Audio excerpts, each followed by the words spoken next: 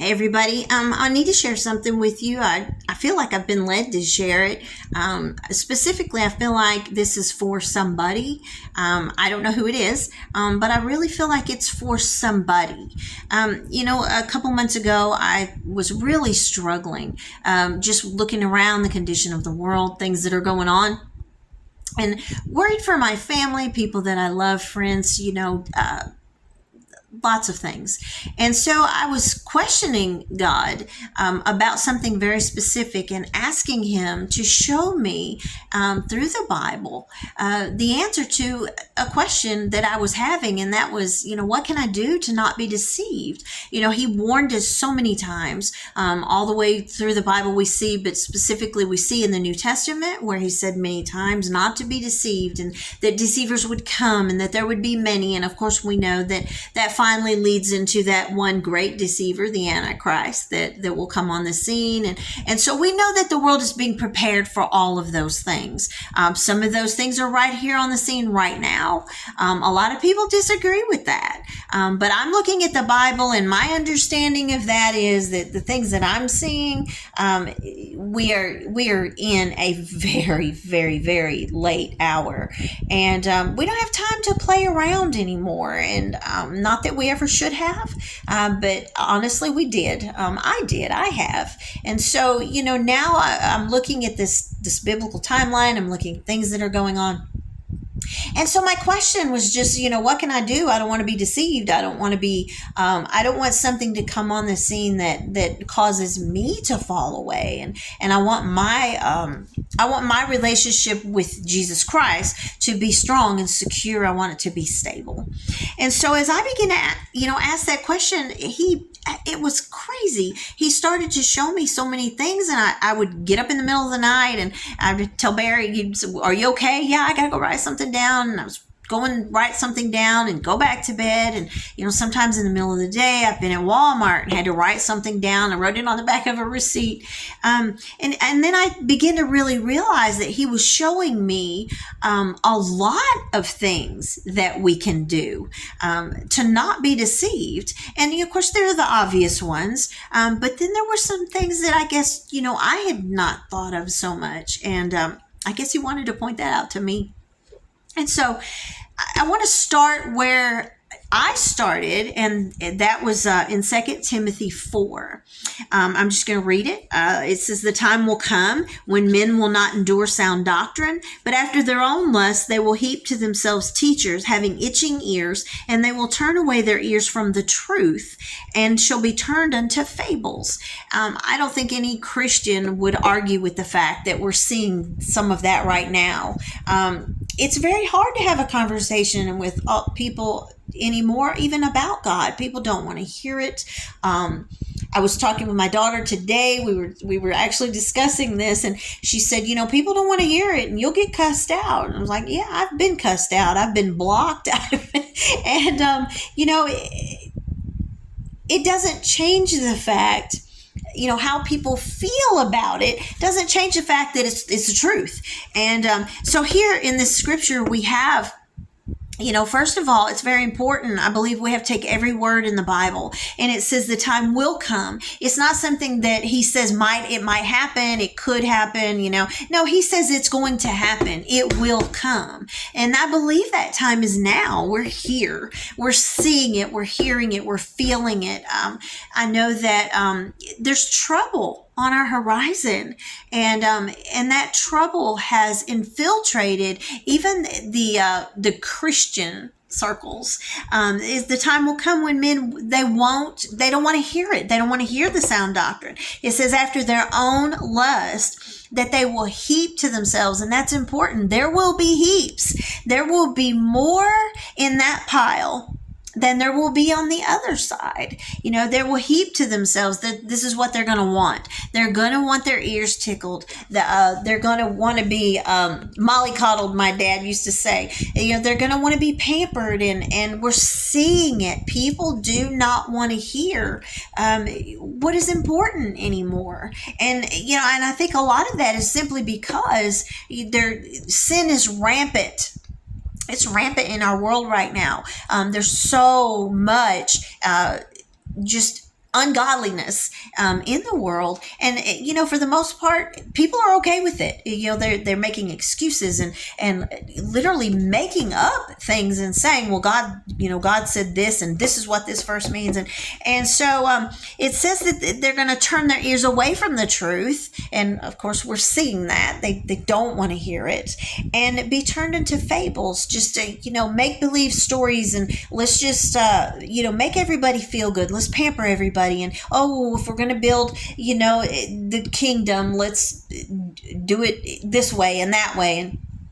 And Jesus told us that, we have to be careful not to be deceived and to fall after those things. We have to, we've got to put some blinders on our eyes and some things over our ears, and be careful not to listen to the wrong things and follow after the wrong people. We've got to be careful, how we read the Bible. And we've got to understand that right now we're in a time where mysteries are being revealed, and we're not going to understand everything. And so that's where he started me out, was just showing me it wasn't something I didn't know. I mean, I've heard this my whole life. I've been in the church, and so I knew that this was in the Bible. But just to really point that out to me, that we are literally in that time, where people, they don't want to be challenged, they want to be charmed. And so that was troubling to me, because I want to make sure that I don't fall into that trap and then open myself up to even a greater deception.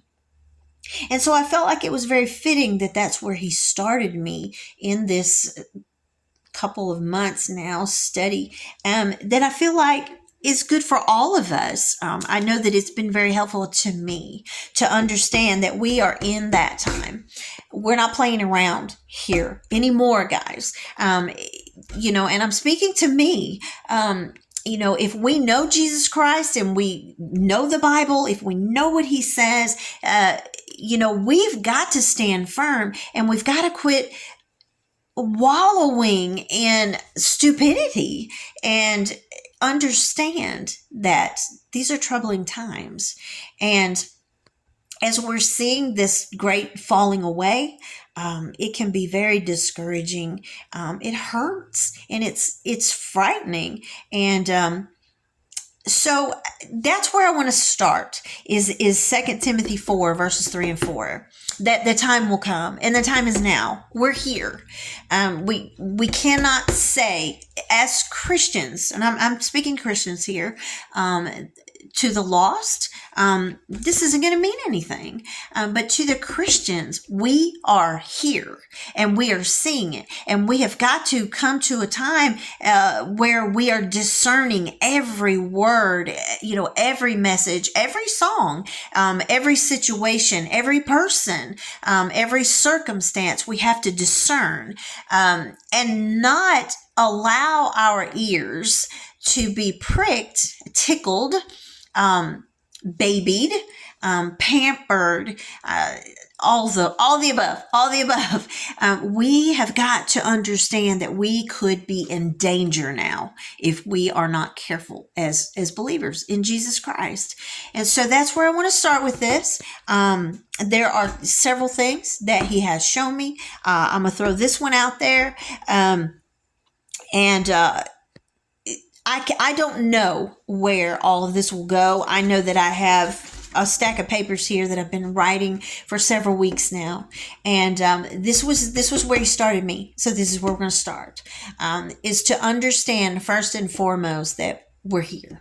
We are seeing the thing that as Sunday school teachers and preachers and worship leaders and youth leaders and all of the above, this is that we spoke about and that we were teaching that was coming. It's coming. And we would warn. And then one day finally we woke up and here we are, and reality is upon us. And so a lot of people would think that was a bad thing. It is scary. It can be very scary. But I think that we should also understand that he also told us when we start to see these things that we can look up. And so we are now living in that very thing that we have taught about. And so, we need to look up and understand that that means it's closer. The time for his coming is closer, and it should be something that is pushing us. I feel like there's a fire in me and I cannot get it out fast enough, because there are people that I know and people that I love that if I have something in me and I'm not sharing that, I may be the reason, and I don't want to stand with blood on my hands. So if it's in me, I've got to get it out of me. And that's just where I'm at right now, is that the time is here, the time is now, and what's in me has got to come out. And so you don't have to listen to me.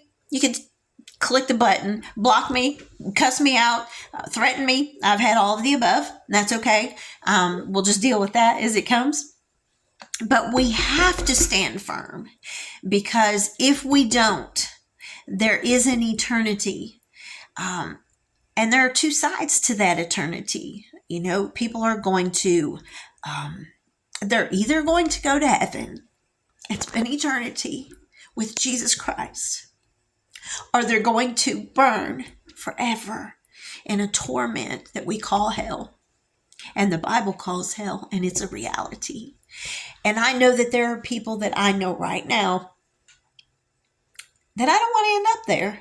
And so if you're feeling the same thing, keep talking, keep telling, let them block you, let them cuss you out, let them say they don't want to have anything to do with you. It'll hurt. But it'll only hurt for a little while, because he promises that he will wipe away all of those tears one day, and we will not have to suffer that rejection in the eternity. So that's where we're going to start. I'll be back later with, I have several pages. I don't know where all God will take me with it. But for today, 2 Timothy says, the time will come, and the time is now.